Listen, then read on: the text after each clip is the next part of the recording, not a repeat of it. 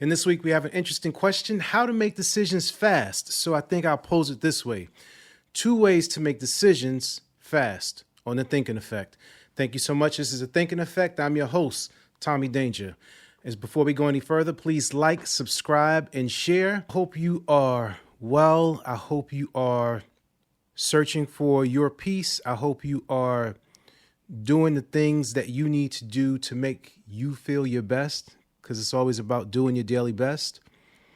And I thank you for coming through and rocking out with the kid. So, how to make decisions fast, or 2 ways to make decisions fast.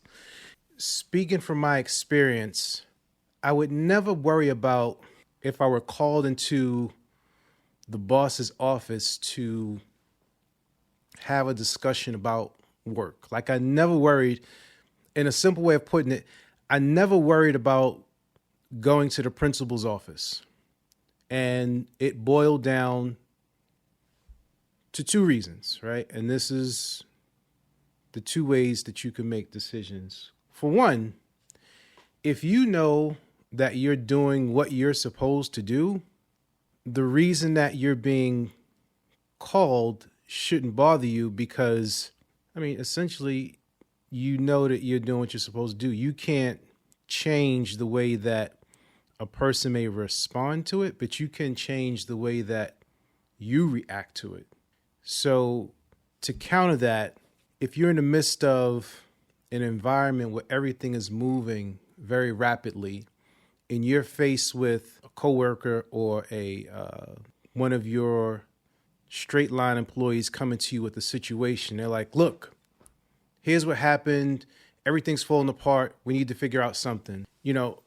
The first thing that comes in mind is, how confident are you in making a decision, or how confident are you in the choice of your decision? And most of the time, the choices of our decisions are based on, mostly in, 1 or 2 things. One being experience. So if you have experience in that field or in that situation, you can sort of play out in your mind quickly, what's the worst case scenario that would happen? And if that were to happen, how would you feel about dealing with that situation? Let me say that one more time. So you're faced with making a decision quickly. One way to look at it is, what is the worst case, or what is the worst end result that could come from that decision? And are you willing to stand behind the decision that you're making? So right, wrong, and different, in my career, I would make decisions very, very quickly and then be ready for the smoke. And when I say ready for the smoke, I'm not saying it looking for trouble. It's just, it's my decision and I stand by it. You can make the best decision in that moment and you stand by it. Then does that mean that always you're going to make the best decision? No. A lot of the situations would just be learning experiences. So if you make a bunch of mistakes, now you have like a whole catalog of end results that that may not be favorable. So now you can go back and go like, that time I made that decision, that happened, this happened. And some of you get freaked out, but like, well, that's a whole lot to think about. How am I going to think about all that? Trust me, your brain can handle way more complex things than what you give it credit for. You could solve complex math problems with your mind in a matter of seconds if you really wanted to. So making these decisions are just as easy within your reach. Okay. And that still falls in confidence. You have to be confident in a decision that you're making and be willing to speak up and stand by the decisions that you make in a moment. The second way is, where most of you get stumbled, is you overthink it. You're trying to think of every possible solution of what you can do, what might go wrong, what might not go wrong.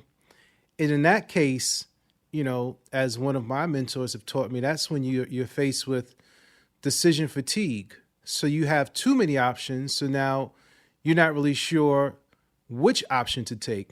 And if you have, direct reports, here's a way that you can flip it. So let's say you come with where you're faced with making a decision quickly. And, you know, a lot of times we like to get into huddles or group chats or Zooms, whatever, you know, means of gathering happens when you're faced with these challenges. And when a challenge is positioned to you, and if you're the type of person to where you struggle with making that decision, throw it back to the person that has posed the challenge to you and say, what would you do? And if that person, in your opinion, is knowledgeable about the situation, now instead of you being left with this blank slate of trying to figure out all these different options, you could merely narrow it down to two, because now you have your decision and that person's decision, which narrows it down to two, as opposed to you trying to merely think of everything yourself. So now you can go, well, you know, that makes sense. Or that doesn't make sense. Here's why we're going to go with this. Or here's why we're going to go with that.